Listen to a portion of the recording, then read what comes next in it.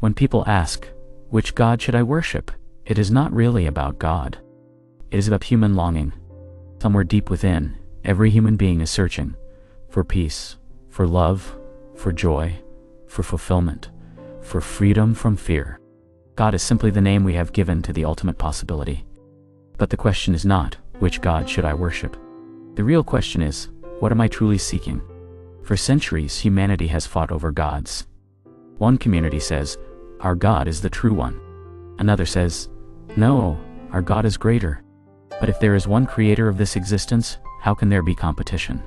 The sun shines on everyone. It does not choose between believer and non-believer. The air you breathe does not belong to one religion. If creation itself is beyond division, then the Creator cannot be caught in human arguments. Still, people are confused. They want a form, a name, something they can hold on to.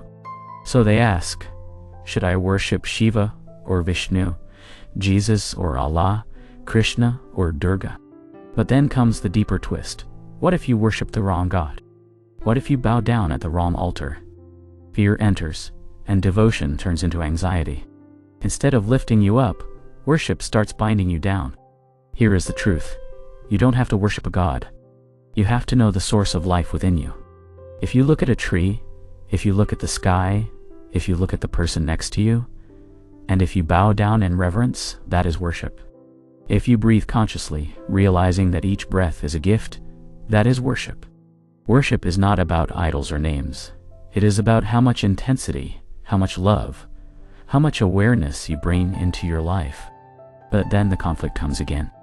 People say, if it is not about rituals, why do temples exist? Why do churches exist? Why do we need these places?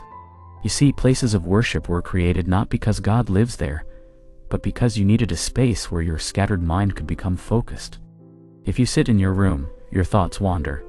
If you sit in a temple, church, or mosque, suddenly the atmosphere reminds you of something greater. It is not about God living there, it is about you becoming receptive there. And yet you may ask, how should I worship then? Should I chant? Should I sing? Should I pray silently? The way is not important. The depth is important. If you can sing with your whole heart, sing. If you can sit in silence with full awareness, sit. If you can dance in ecstasy, dance. God is not checking your method. Life is only asking for your intensity. But people often do worship as a bargain. If I pray, I will get a job. If I bow down, I will be blessed with wealth. If I light a lamp, my child will be saved. This is not worship. This is a marketplace. Do you think existence needs your little offerings to work in your favor? The sun will rise tomorrow whether you worship or not. The river will flow whether you pray or not. True worship is not a transaction. It is a dissolving of yourself into the vastness of creation. Then comes the greatest question. If worship is not about God, not about form, not about asking, then why do it at all? Because worship is not for God. It is for you. When you bow down, when you surrender, your ego cracks. For a moment, the burden of me and mine falls off. That is freedom. That is why worship matters. So which God should you worship? If you look at the sun with reverence, that is your God. If you sit before a stone with deep devotion, that stone becomes divine. If you close your eyes and connect with the spark of life beating in your chest, that heartbeat is your God. God is not limited to shape, name, or scripture. God is the ultimate presence that breathes through all forms. And how should you worship? Not with fear, not with bargaining, not with blind repetition. Worship with awareness, with surrender, with intensity. Worship in such a way that the walls between you and existence melt away. When you no longer feel separate from the tree, the bird, the wind, the stranger passing by, that is worship. So stop asking, which God should I worship? Instead, ask, am I alive enough to recognize the sacred in everything? If the answer is yes, then every moment becomes prayer, every act becomes devotion, and every breath becomes worship. Remember, worship is not about pleasing someone above. It is about transforming yourself within. The more conscious you become, the less important the question of which God will be. Because when you truly awaken, you will see there is no which.